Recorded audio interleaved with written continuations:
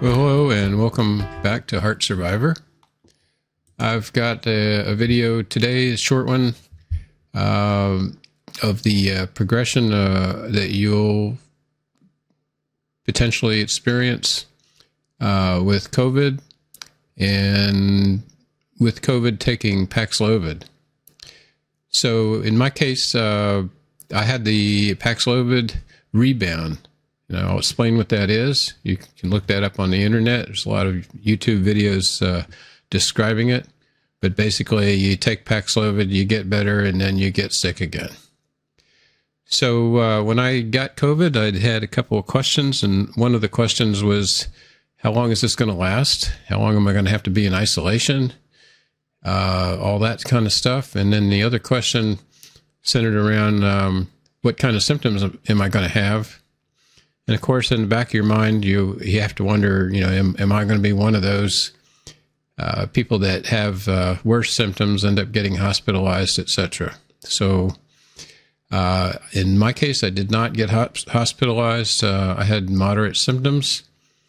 And I believe the time frame is fairly typical for maybe a little longer. It seemed longer anyway for people that get COVID.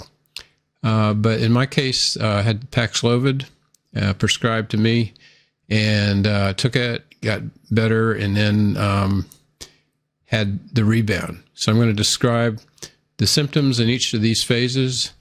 If you look at this chart, I tracked a bunch of symptoms and their severity, and then ended up plotting them out over time. So just to give you an idea of what this chart's showing, on the 17th of November, I believe is when I contracted the COVID, when I went shopping at Best Buy, and I was a little bit careless in terms of sanitation. And sure enough, 5 days later, I had the symptoms. So what you see here, there's this first wave of symptoms, and that was followed by a second wave of symptoms. And then nearly a point where nearly all the symptoms were gone. And then very soon afterwards, a new set of symptoms came in, and lingering symptoms. These arrows down here indicate test results with a home test kit. The green means it was indicating no COVID. The red, a strong COVID. And in the yellow, there was sort of a weak COVID reading, but it was still kind of there. So I broke this up into days. I think that's the easiest way to understand this instead of going by the date. So basically, there was an incubation period of about 5 days from the time I believe I caught it to the time the symptoms were starting to become noticeable. I was sick for a total of 8 or 9 days, but after about 3 days, 2 or 3 days of really being sick, I got my Paxlovid prescription, took that for 5 days. And then after that, the symptoms reoccurred. And this was the Paxlovid Rebound. The duration of that was about 4 days. So I was sick again. And then there was a recovery after that for about 5 days where I felt like I was getting better, but still had lingering symptoms. And after that, a negative test eventually here on the 13th, which I don't show, but at this point I got a negative test, and I feel pretty much back to normal. So let's talk about the symptoms here real quick. So initially, the big symptom with this particular strain, whatever it was a runny nose. So it gets in your nose, it gets a hold of it, your nose is trying to get rid of it, so you have a horrifically productive running nose, the kind where you have to walk around with a towel around your neck. And this was pretty annoying. I've had this sort of thing before due to allergies, so I thought that might be what's going on. But it kept going on and kept going on. And then I started to get suspicious. So this is the runny nose symptom here. This green arrows is sort of my suspicion level that, hey, there might be something up here, and that continued to grow up until I got confirmation with a positive test. This blue color was, marking a period where I'm actually sick. This gray is like, hey, I'm feeling worse today than yesterday. This blue is the runny nose again. The green is congestion. So not only is it runny, but it's blocked and you have trouble breathing through your nose. And then the blue is fever. And in this point, I had fever up to 103. And the orange color here is actually had night sweats along with the fever. So these symptoms are growing pretty quickly. Within 1, 2, 3 days, I go from feeling, pretty normal to really sick. So at this point, I kind of knew when I took this test that the COVID was probably going to come back positive, and sure enough, it did, and very strong, quick positive result on the test. This was Thanksgiving Day. I was unable to get Paxlovid, as I described in my last video, on Thanksgiving. So all the drugstores decided to completely close with no backup. And so I got it the day after and started taking it for 5 days. I noticed an immediate, within 12 hours or so, you start saying, hey, I'm feeling better. Although COVID can be a little tricky because your symptoms kind of come and go and you feel better and then you feel worse. But it didn't take long before I realized that, hey, this stuff seems to be working. And over the next 5 days, I could feel the COVID kind of going down. And but despite that, there was still symptoms, and there was still a progression of symptoms which changed. So in this gray area, there was a sore throat. So after the runny nose, you get a sore throat, and I'm talking about in the back of your throat up high. So it's sort of like a sinus just below the nose. And that gets sore, and it got to the point where it was sore enough so that it was starting to get hard to swallow stuff. But I've had worse sore throats with a strep throat, for example. This blue here is a non-productive cough, so that starts up. You can actually feel the COVID working its way down, from your nose down in towards your throat and then down into the lungs. So by the time you get a non-productive cough, you've got it in your lungs. You're trying to get it out. You're not going to get it out. A little bit later on, you get a productive cough where you actually will get up a little bit of phlegm. Nothing major, just every once in a while you'll get that. So it wasn't horrible. And all these symptoms dissipated up until this point here. So that was 8 or 9 days duration from the point you start feeling sick. But it ended with the Paxlovid. So at this point, you have to say, okay, well, Paxlovid worked. Is it going to be gone for good or not? And I sort of had a suspicion at that time that it wasn't going to be, and sure enough, that was the case. Clearly, the duration of the Paxlovid, which is 5 days, at least in my case, I'm convinced was too short. And because it was too short, I still had lingering active virus. My immune system didn't have enough time to develop a good immune response, and so it came back and it roared back quickly within a day or two.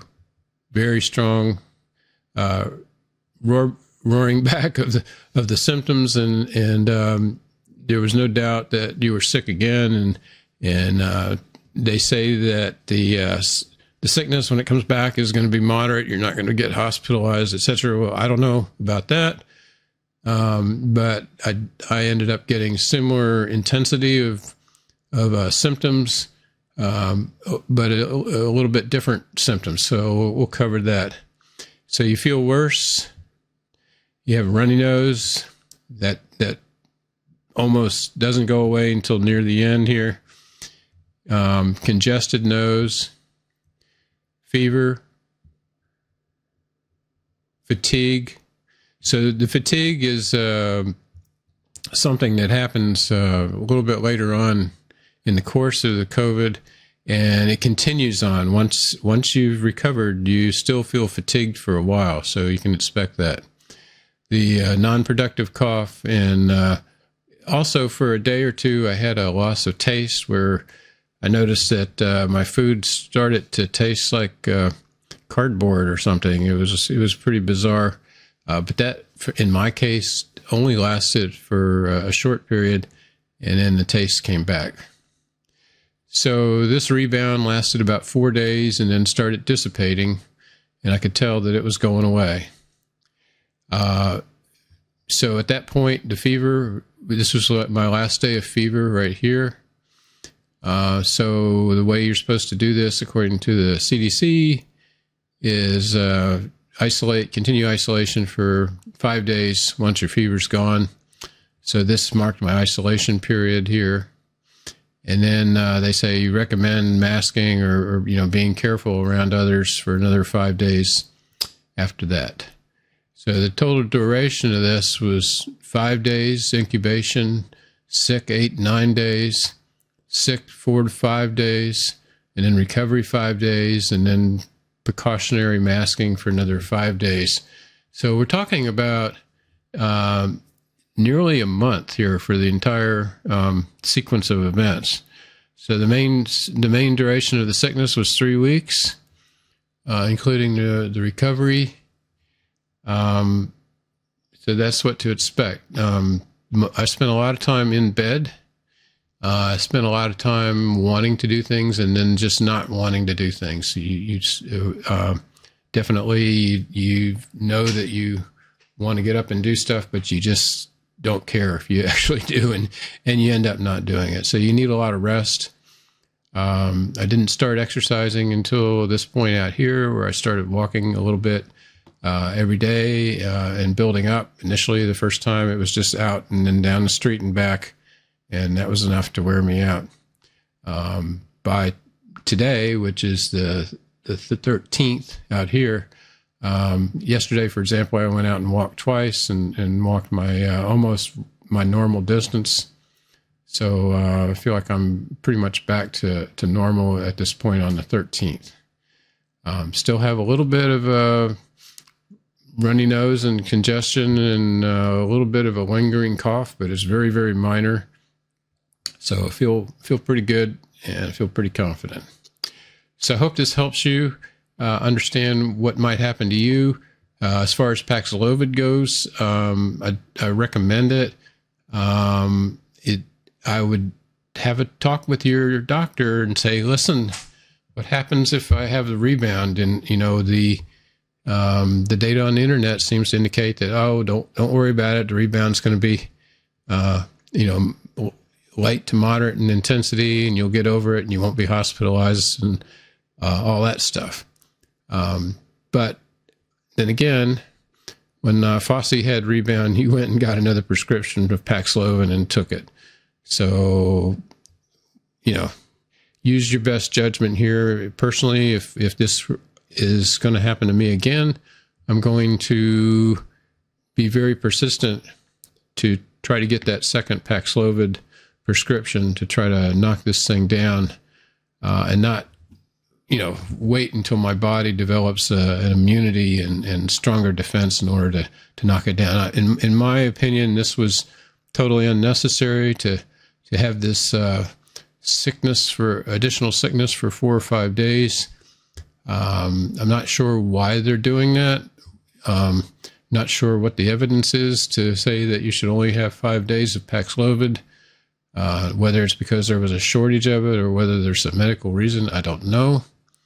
But given that if there's no medical reason why you shouldn't be taking your second dose of Paxlovid, then I would certainly go for it, or consider going for it. And in my case, I would even go so far as to do some doctor shopping to try to find somebody that's willing to do that.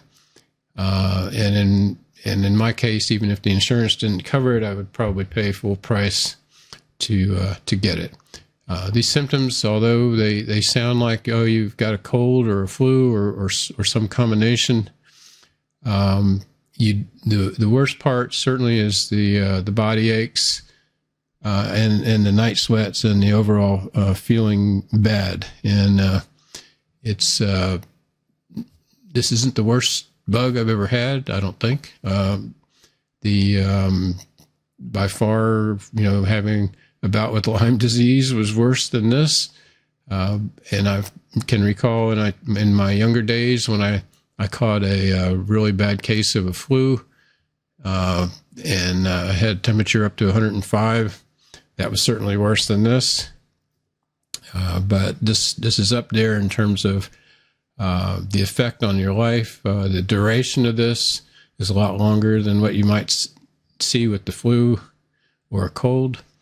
And basically it takes nearly a month of your life away from you as you recover in isolation, which can get pretty old and difficult to deal with, especially towards the tail end. If you haven't done it before, you might want to think about, how are you going to do it? How are you going to be comfortable? How are you going to socialize and survive isolation? Because that's another problem that's not really talked about a lot. But having a good support structure ready to go in case it happens is probably a good thing to think about.